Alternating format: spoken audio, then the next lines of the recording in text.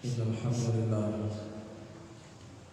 نحمده تعالى ونستعينه ونستغفره ونعوذ بالله من شرور أنفسنا ومن سيئات أعمالنا من يهد الله فلا مضل له ومن يضلله فلا هادي له أشهد أن لا إله إلا الله وحده لا شريك له إقرارا به وتوحيدا وأشهد أن محمدا عبده ورسوله يقول الله تعالى في كتابه الكريم يا أيها الذين آمنوا اتقوا الله حق تقاته ولا تموتن إلا وأنتم مسلمون يا أيها الناس اتقوا ربكم الذي خلقكم من نفس واحدة وخلق منها زوجها وبث منهما رجالا كثيرا ونساء واتقوا الله الذي تساءلون به والأرحام إن الله كان عليكم رقيبا يا أيها الذين آمنوا اتقوا الله وقولوا قولا سديدا يصلح لكم أعمالكم ويغفر لكم ذنوبكم ومن يطع الله ورسوله فقد فاز فوزا عظيما فإن أصدق الحديث كتاب الله وخير الحديث حديث محمد صلى الله عليه وسلم وشر الأمور محدثاتها فإن كل محدثة بدعة وكل بدعة ضلالة وكل ضلالة في النار أعاذنا الله وإياكم عن النار. Saudara-saudaraku kaum muslimin, jamaah Jumat yang dimuliakan oleh Allah Tabaraka wa Ta'ala, di antara tanda-tanda kiamat kecil telah datang pengkhabaran dari Nabi Muhammad sallallahu alaihi wasallam akan tersebar kepada mereka wabah-wabah penyakit, yang mana wabah penyakit tersebut belum pernah didapatkan di kaum manapun. Tentunya kita sebagai seorang muslim yang beriman kepada Allah dan beriman kepada Rasul, setiap sesuatu yang Allah Subhanahu wa Ta'ala nampakkan di antara ayat-ayatnya, maka kita harapkan di situ ada pelajaran yang berharga dalam kehidupan kita, untuk menambah keimanan kita kepada Allah, untuk menambah rasa takut kita kepada Allah, dan menganggap diri kita adalah makhluk yang lemah, yang tidak akan mungkin kita bisa berjalan di atas muka bumi ini kecuali pertolongan dan rahmat dari Allah Rabbul Alamin. Saudara-saudaraku kaum muslimin, Allah Subhanahu wa Ta'ala menampakkan keagungan dan kebesarannya.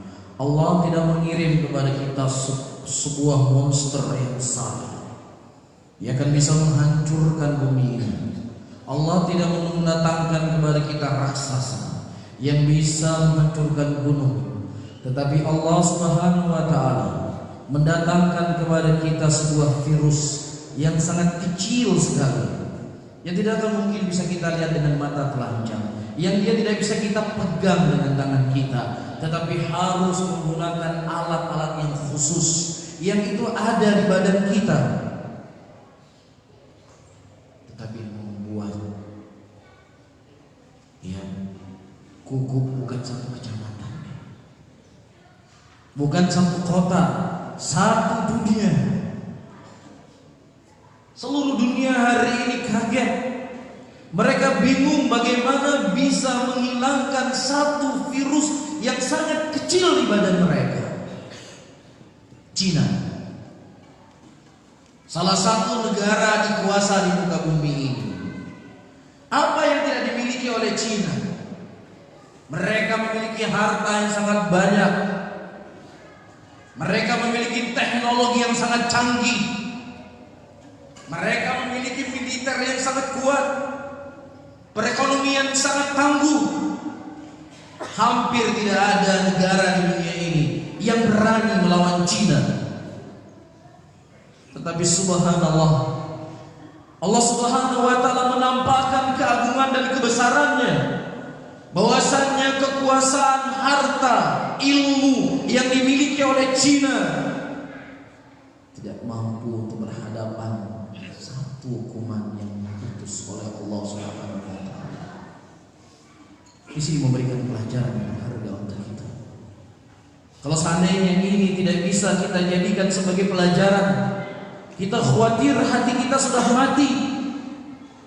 Kita khawatir hati kita sudah berpenyakit. Allah menampakkan ayatnya. Seharusnya tertanam rasa takut kita kepada Allah Rabbul Alamin.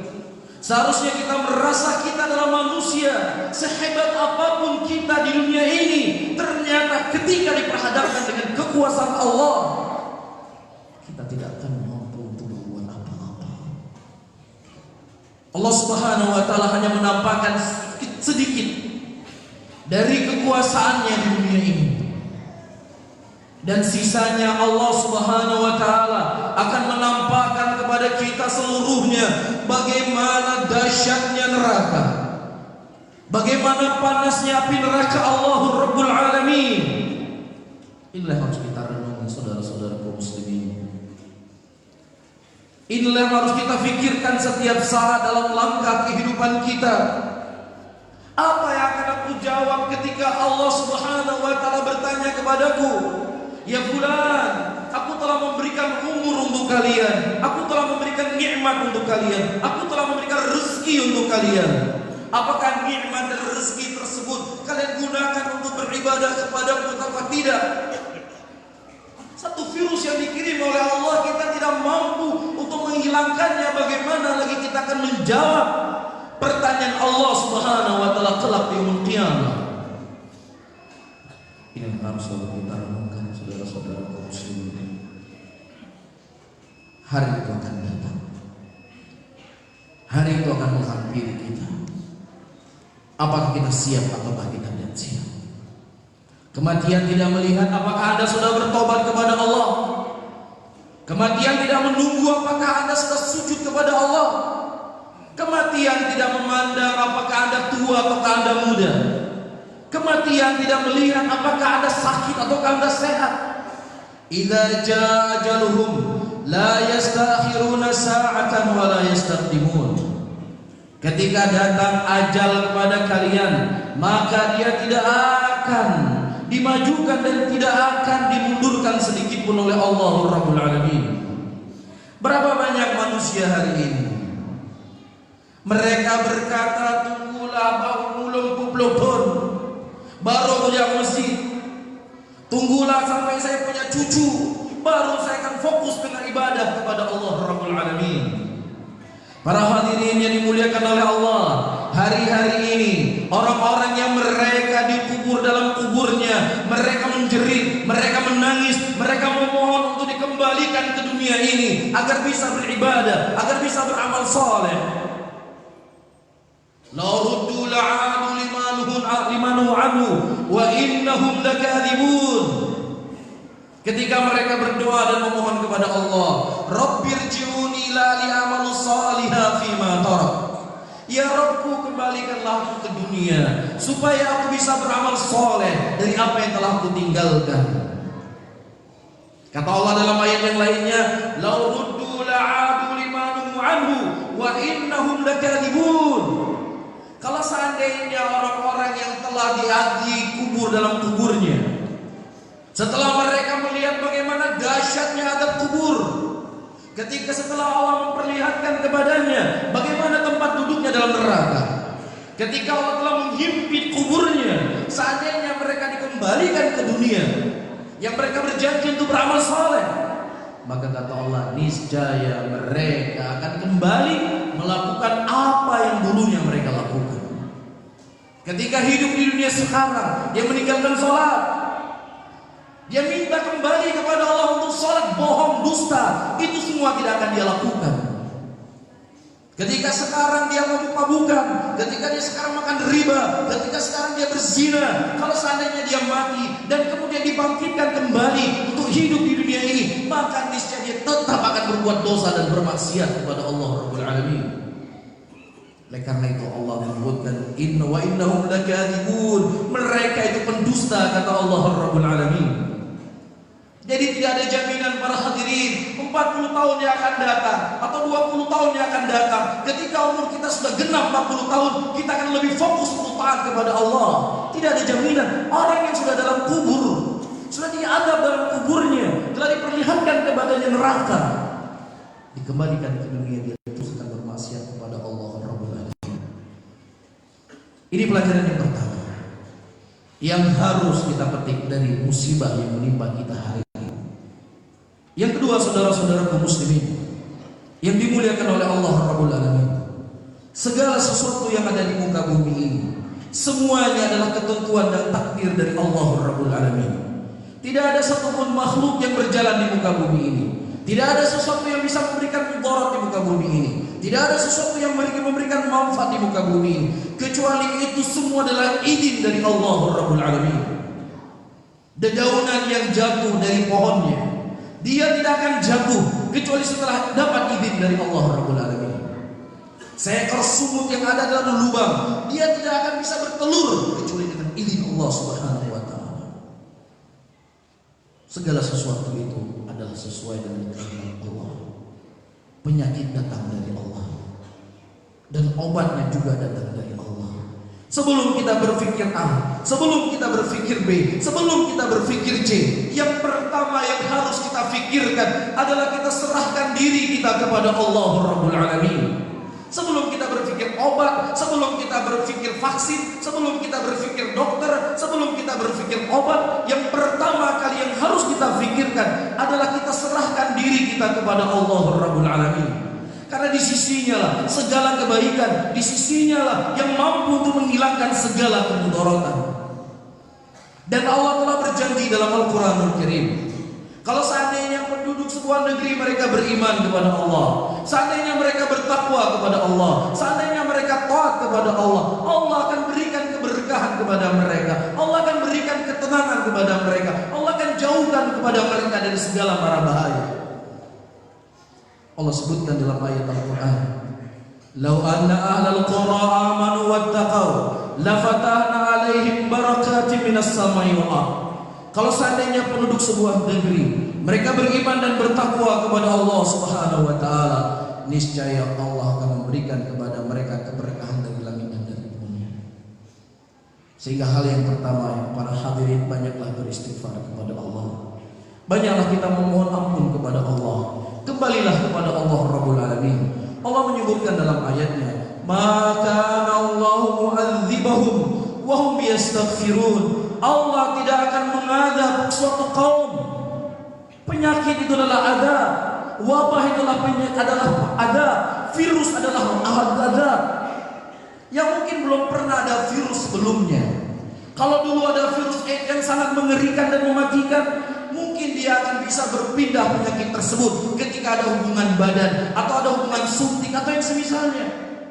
Tetapi hari ini subhanallah kita mendengar datang sebuah virus. Kalau seandainya orang yang terkena virus, dia memegang sesuatu, tombol lift misalnya, kemudian kita pegang tombol lift, setelah dia pegang itu bisa berpindah. Sesuatu yang tidak pernah kita dengar sebelumnya, sesuatu yang belum pernah terjadi sebelumnya. Dan Allah telah memberikan solusi kepada kita. Maka Allah mu'adzibahum wa hum yastaghfirun. Allah Subhanahu wa taala tidak akan mengadab mereka selama mereka selalu beristighfar kepada Allah Rabbul Alamin. Dalam ayat yang sebelumnya Allah mengatakan, "Maka Allah yu'adzibahum wa anta fihim." Dan Allah tidak akan mengadab mereka, kata Allah, selama engkau wahai Muhammad ada di hadapan mereka. Para ulama tafsir mengatakan ketika Rasulullah masih hidup, Allah akan menjauhkan bala di tempat tersebut. Dan juga maksud daripada ucapan Allah, ketika sunnah Rasulullah dihidupkan di sebuah negeri, ketika sunnah Rasulullah dihidupkan di sebuah tempat, Allah akan menjauhi adab dan tempat tersebut. Ini yang kedua. Adapun yang ketiga, saudara-saudara kaum muslimin yang dimuliakan oleh Allah, Rasulullah SAW menyebutkan la adawa. Yang namanya penyakit itu tidak akan bisa berpindah. Yang namanya penyakit itu tidak bisa menular. Ini satu hadis. Namun datang hadis yang lainnya, Rasulullah sallallahu alaihi wasallam mengatakan, la yuridul mumrid 'alal musih. Janganlah seseorang mencampurkan antara unta yang sakit dengan unta yang sehat. Dalam hadis yang lain, Rasulullah sallallahu alaihi wasallam mengatakan, firra minal majdhub kama farra minal asad. Larilah kalian dari penyakit kusta seperti larinya kalian dari singa. Dalam hadis yang lain, Rasulullah sallallahu alaihi wasallam melarang orang-orang yang mereka terkena wabah di sebuah negeri untuk dia keluar dari negeri tersebut. Dan Rasulullah melarang orang-orang yang mereka sehat yang tidak terkena wabah masuk ke negeri yang terkena wabah. Dari 4 hadis yang saya sebutkan para hadirin, seakan-akan saling bertentangan antara satu dengan yang lainnya. Yang satu hadis Rasulullah mengatakan penyakit tidak menular. Dalam hadis yang lain Rasulullah meminta kita lari dari penyakit kusta seperti larinya kita dari singa. Di sana para ulama menjama atau mengkompromi di antara 2 hadis. Bahwasanya hadis yang pertama la adwa ini sebagai bentuk bantahan kepada orang-orang jahiliyah, yang mana orang-orang jahiliyah mereka berkeyakinan bahwasanya penyakit itulah sendiri yang bisa menularkan dirinya tanpa ada ketentuan dari Allah Rabbul Alamin. Ya, itu yang diingkari oleh Nabi sallallahu alaihi wasallam. Ya, adapun hadis-hadis yang ketiga yang saya baca tadi, 6 penyakit yaitu bisa berpindah. Tetapi berpindahnya penyakit itu bukan dikarenakan dia sendiri, tetapi yang memindahkan penyakit itulah Allah Rabbul Alamin. Kalau seandainya Allah tidak berkehendak, maka penyakit itu tidak akan bisa pindah. Tapi kalau seandainya Allah berkehendak, kemanapun penyakit tersebut akan dipindahkan oleh Allah Rabbul Alamin. Sehingga langkah pertama seperti saya sebutkan tadi adalah apa? Kembali kepada Allah. Yang kemudian kita kembali kepada orang yang memang ahli dalam masalah ini. Apa saja yang menjadi sebab tersebarnya penyakit ini? Apa saja yang menjadi sebab menjadi menular penyakit ini?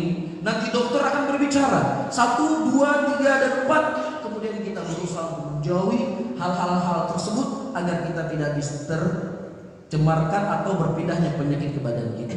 Kemudian yang terakhir, para hadirin yang dimuliakan oleh Allah Subhanahu wa taala. Kalau seandainya itu merupakan musibah yang Allah berikan kepada orang-orang kafir, kepada orang-orang yang bermaksiat kepada Allah Rabbul Alamin, lah kemudian kenapa di negeri-negeri Islam yang orang-orang taat sama Allah, kenapa mereka juga diberikan wabah penyakit? Itulah ta'thir atau pengaruh dari dosa dan maksiat. Maksiat tersebut ketika datang, kemudian Allah mendatangkan bala dan musibah, tidak hanya menimpa orang-orang yang zalim saja. Orang yang tidak berdosa, orang yang tidak bermaksiat, orang yang taat kepada Allah, ketika Allah datangkan musibah, mereka juga akan terkena dampak dan pengaruhnya. Allah sebutkan dalam Al-Quranul Karim, wattaqu fitnatan la tusibanna alladhina zalamu minkum khassa. Takutlah kamu ke dalam sebuah fitnah, yang fitnah itu tidak hanya menimpa orang-orang zalim saja di antara kalian. Sehingga cara yang paling terbaik, para hadirin, kita jaga musibah dari negeri kita, kita jaga bala dari tempat kita ini. Ya, yang pertama kita tegakkan amar ma'ruf, kita melarang manusia daripada kemungkaran. Jangan sampai itu akan mendatangkan musibah yang datang dari Allah. Bapak-bapak yang sering ke masjid, bapak-bapak yang taat kepada Allah, bapak-bapak yang tidak pernah berdosa dan bermaksiat kepada Allah, ketika musibah itu datang juga akan menghampiri kita. Disinilah kita harus membersihkan. Selain membersihkan, pertama membersihkan virus corona ini, yang paling terpenting harus kita bersihkan adalah virus kesyirikan, virus kebid'ahan, virus maksiat. Karena ini merupakan sebab datang virus-virus yang lainnya yang akan menghilangkan nyawa kita. Wallahu ta'ala a'lam bishawab. Barakallahu wa lakum fil Qur'anil azim wa nafa'ani wa iyyakum bima fihi minal ayati wa dzikril hakim. Fataqabbalallahu minni wa minkum innahu samii'un 'aliim.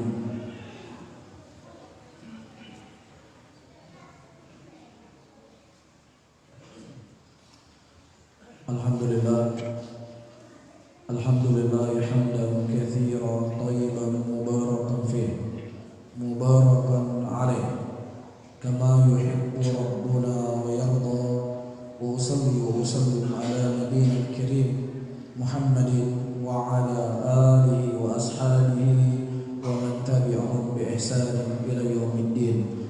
يقول الله تعالى في كتابه الكريم: أعوذ بالله من الشيطان الرجيم. بسم الله الرحمن الرحيم. والعصر إن الإنسان لفي خسر إلا الذين آمنوا وعملوا الصالحات وتواصوا بالحق وتواصوا بالصبر إن الله وملائكته يصلون على النبي يا أيها الذين آمنوا صلوا عليه وسلموا تسليما اللهم صل على محمد وعلى